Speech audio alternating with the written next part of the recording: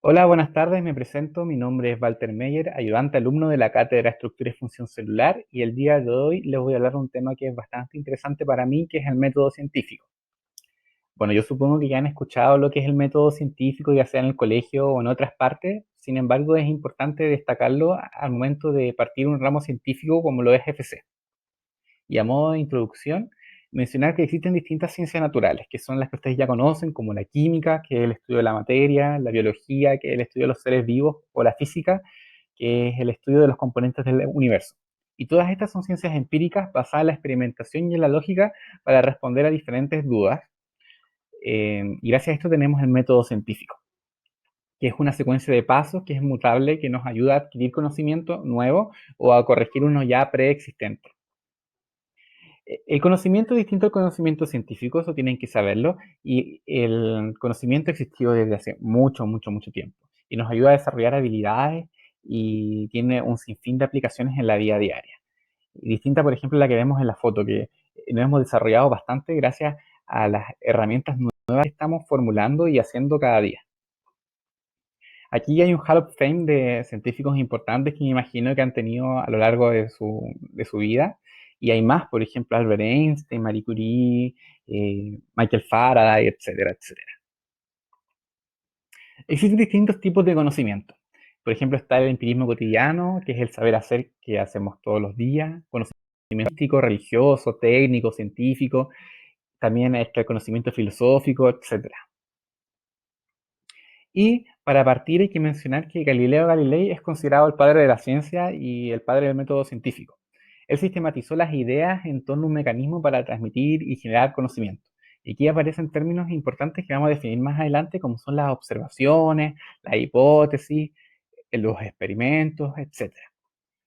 Aquí una foto de Galileo Galilei. Posteriormente aparece el método científico contemporáneo por Francis Bacon, donde se incorporan otros términos, como lo que son las teorías, las leyes y los marcos conceptuales. Y posteriormente hay que destacar que existen distintas formas de comprender la generación del conocimiento, según distintos autores que han aparecido a lo largo de la historia. Y agregando que el conocimiento siempre va a depender de los contextos socioculturales. Por ejemplo, a la izquierda de arriba encontramos a Thomas Kuhn, que es un texto estructura de las revoluciones científicas. eh, Habla de que el conocimiento es algo que está en continuo desarrollo y evolución, y se refiere a que los científicos no son necesariamente sus creencias y condiciones de desarrollo también determinan su quehacer. Y aparecen otros que no me voy a detener porque pues los van a ver en años más adelante, como la construcción social de la realidad, por Peter Beger y Thomas Luhmann, y un modelo de conocer actual que, como se ve en la foto, y aquí el marco conceptual incorpora otros términos, no solamente eh, lo biológico o fisiológico, sino la ideología, que estamos insertos en un aparato cultural, en una sociedad también, etcétera, etcétera. Y nos vamos de lleno a método científico. Entonces, ¿qué es el método científico? Y Yoda responde, si entender al mundo quieres, con el método científico contar puedes. El método científico es una metodología para obtener y se usa para la búsqueda de relaciones de causa y efecto en la naturaleza. Pero no solo en naturaleza y en el universo, sino también para comportamientos sociales, político-económicos y muchos otros. El método científico tiene dos pilares fundamentales. Uno que es la reproducibilidad, que yo lo puedo reproducir aquí, en la Antártida, en Egipto, en todas partes, y me debería dar los mismos resultados. Y que es refutable. Es decir, que si yo me equivoco o si no obtengo los resultados que yo quiero, también puedo adquirir conocimiento a partir de eso. Entonces, eh, primero que todo, vamos a generar una pregunta a partir de la observación. Y aquí ya no estamos refiriendo a que el método científico es mutable, porque yo puedo generarme una pregunta antes de observar o observar antes de hacerme una pregunta. Luego de eso puedo buscar información para luego elaborar una hipótesis. Y la hipótesis vendría siendo esta posible respuesta a la pregunta. A mí personalmente me gusta entender más hipótesis como una idea. Sin embargo, ese no es el término correcto. Luego puedo realizar un experimento según la pregunta que me hice y la posible respuesta que me di y analizar los resultados y generar una conclusión. Luego vamos a especificar que los resultados es distinto de conclusión. Los resultados son las tablas, los gráficos, todo el material que es más como eh, matemático, lo que arroja los experimentos. Y la conclusión es mi, mi- mi enunciado final que yo puedo incorporar o destacar dentro de todo el trabajo que yo hice. Y si mi hipótesis es correcta o si es falsa, puedo llegar a presentar los resultados. Aquí hay otro resumen del método científico que va a lo mismo. Primero una pregunta, una investigación, una hipótesis. Aquí dice, basado en lo que sé, espero que este sea el resultado de investigación. Según una posible respuesta a mi duda, a mi pregunta. Luego experimento para llegar a una gran cantidad de resultados. Luego tengo que analizar estos resultados para llegar a una conclusión y ver si esto es correcto lo que yo pensé o si fue incorrecto. Bueno, en primer paso tenemos la observación. Y hay que destacar que la observación es un proceso complejo donde sistematizan información frente a distintas variables que te parecen determinantes de aquel fenómeno de estudio. Observación es distinto a mirar y ver. Observación es darle atención a algo. Mirar es como solamente dirigir la vista a algo más fisiológico. Y ver es más percibir, es un poquito más que mirar. Entonces la observación consiste en mantener toda nuestra atención en algún fenómeno u objeto. Es la parte del método científico donde podemos usar todos nuestros sentidos. Y no solamente con nuestros sentidos, sino también, por ejemplo, con instrumental, como microscopios, telescopios, etc. Y esto con el fin de adquirir algún conocimiento sobre un comportamiento, características, ya sea de una persona o de una sociedad, un comportamiento político, económico, etc. Bueno, y como dice, involucra mucho más que mirar algo solamente. La inferencia es interpretar, deducir, concluir algo en base a observaciones previas.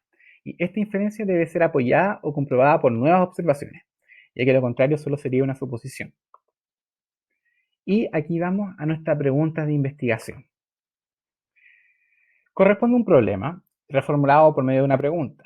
Y para ello se debe evitar usar el por qué, porque nos puede llevar a una gran dificultad, algo muy amplio. Y la mejor pregunta que yo me he dado cuenta a lo largo de mis estudios en esta carrera es que la mejor pregunta es el cómo. ¿Cómo funciona esto? ¿Cómo puedo interpretar esto? Etcétera. Y hay que evitar además que conduzca una respuesta cerrada, solo que se responda con sí y que no, aludir a estado futuro de cosas porque ya no sabemos cómo todo está cambiando constantemente y hay que tener cuidado también evitando generalizar la pregunta. La predicción, que corresponde a anunciar con anticipación qué ocurrirá en determinadas condiciones. Y la medición, observaciones, hipótesis, todos estos elementos que hemos estado conversando. La hipótesis es formulada a partir de la pregunta de investigación y se define como una solución probable. Es un enunciado simple basado en el conocimiento y en la investigación. Si la hipótesis está bien planteada, debe ser posible someter a prueba. Por ejemplo, aquí tenemos mi profe de FC son los mejores y va a la duda de ¿son buenos los profesores de FC? O, etcétera, etcétera. Y esto me ayuda a explicar un fenómeno. Entonces, esta idea que ustedes tienen, lo bueno sería que ustedes se den cuenta y que a través de sus clases o de experimentos si quieren hacer, se fijen si es correcta o incorrecta. Y ahí ustedes llegaron a una conclusión. La experimentación consiste en reproducir y observar varias veces un hecho que se quiere estudiar modificando las circunstancias. Y para ello vamos a tener dos condiciones, un grupo experimental y un grupo control. Y además, luego de nuestra experimentación, vamos a tener nuestros resultados, que van a demostrar o refutar si nuestra hipótesis estuvo bien hecha o no. Existe un grupo experimental en que la variable o condición manipulada está presente y quien responde directamente a la hipótesis. Y además existe un grupo control que no tiene la variable experimental, pero mantiene todas las otras condiciones que también posee el otro grupo. Y así me ayuda a compararlas entre el grupo experimental que existe y el grupo control. El grupo control permite verificar que no están influyendo otras variables en el experimento. Por ejemplo, aquí vemos en la foto que esto se ve mucho en ensayos clínicos. Por ejemplo, un grupo experimental que tiene una droga con un sitio activo para tener una función. Y aquí el grupo control, que claro, que a lo mejor no se ve como un dulce, pero que se va a ver de la misma forma que esta droga, pero no va a tener esta variable experimental. Y así yo puedo ver en distintos pacientes si este funciona, si llego a tener em, el efecto que yo quería o si tiene efectos nuevos, efectos adversos, etcétera. Y aquí vemos ejemplos de experimentos. Por ejemplo, aquí vemos como a través de una luz blanca, Isaac Newton se dio cuenta que se dispersan diferentes tipos de colores a través de un prisma. O, por ejemplo, el experimento de Galileo Galilei, en que su ayudante estaba en otra colina y así ayudaban, o si quería, la verdad, medir la velocidad de la luz. O otro tipo de experimento, por ejemplo, acá encontramos el experimento de Rutherford, que gracias a este experimento, a través de partículas cargadas positivamente, que era radiación alfa, algunas rebotaban en una lámina de oro y con eso se pudo concluir que existe un núcleo atómico que es de carga positiva, porque algunos rayos se desviaban al chocar con este núcleo o al pasar muy cerca. Bueno, además, por ejemplo, acá encontramos el experimento de Griffith, que luego lo van a ver más adelante cuando pasen por genética, pero me ayudó a comprender cómo existe el principio transformante, que vendría siendo lo que es el ADN. No me voy a detener porque después esto lo van a hablar más adelante, y aquí encontramos cómo se dio el ADN por un método de difracción de rayos X.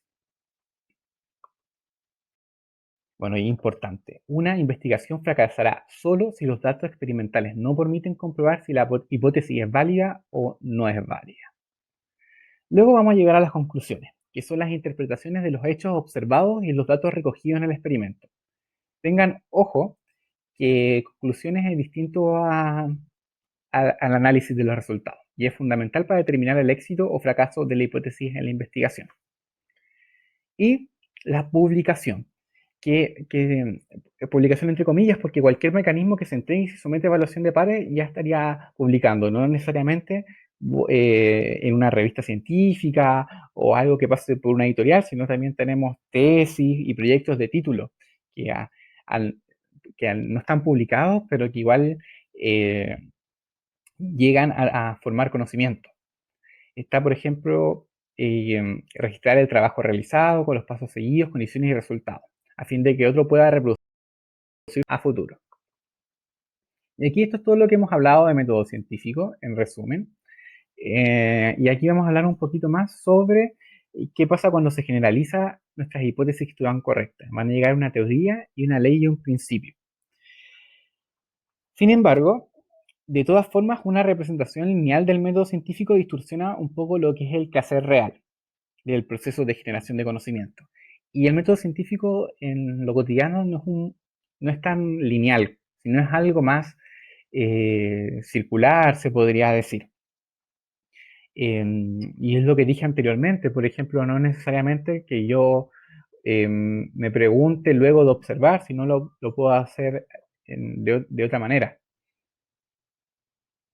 Y aquí vamos un poquito más a lo que viene después de validar mi hipótesis, que es una teoría. Y una teoría, igual que una hipótesis, intenta dar explicación de un fenómeno. Sin embargo, como dice el párrafo, una teoría es mucho más grande que una hipótesis. Sin embargo, porque ha sido confirmada y apoyada por diversas pruebas científicas, y como tales distintas hipótesis que están relacionadas, múltiples experimentos y observaciones, leyes, modelos, principios que vamos a hablar después. Y está aceptada como cierta por la comunidad científica, pero sin embargo puede ser refutada en el tiempo, porque las teorías ya son explicaciones a fenómenos, pero solamente están en un sistema concreto, en un tiempo concreto. Y aquí tenemos unos distintos ejemplos de teoría, por ejemplo la teoría endosimbiótica, donde se muestra cómo las mitocondrias y los cloroplastos tienen características de las procariotas, de las bacterias, y la teoría de la evolución, por ejemplo. Aquí también tenemos la teoría geocéntrica de Ptolomeo y la teoría heliocéntrica, y aquí vemos, por ejemplo, cómo la teoría geocéntrica se tomó por cierta mucho, mucho tiempo, donde la Tierra era el centro del universo y después luego no. El, el Sol es el centro, pero de la Vía Láctea. de nuestro sistema solar, perdón. Y aquí, por ejemplo, tenemos otro ejemplo, que está el concepto de gravedad de Newton, que luego después fue refutado por Einstein y apareció la teoría de relatividad de Einstein, en el que incluye el tiempo como cuarta dimensión y no solamente en los conceptos de longitud, largo y ancho, sino el tiempo como una nueva dimensión. Y la ley. La ley es mucho más grande que la teoría y es un conjunto de reglas y normas constantes e invariables que describen el comportamiento de sistemas. Es una teoría demostrada y es considerada como una verdad absoluta, que, claro, como definición no puede ser refutada, pero sin embargo, la ciencia va cambiando constantemente y no porque una ley es cierta ahora quiere decir que en 2000 años más una ley sea igual de cierta. Generalmente las leyes están escritas en lenguaje matemático y eso lo diferencia de lo que es un principio. Un principio está en la misma categoría que ley, sin embargo no está explicado de un lenguaje matemático. Y las leyes generalmente son precisas y no dejan lugar a dudas. Por eso se dice que son verdades absolutas. Pero sin embargo, esto no es tan así, porque como dije, la ciencia cambia, entonces esto no quiere decir que tengamos las mismas reglas científicas que luego vamos a tener en mucho tiempo más. Lo que pasa, por ejemplo, con los modelos atómicos, que en su momento y tenían la aprobación por muchos científicos de que así era.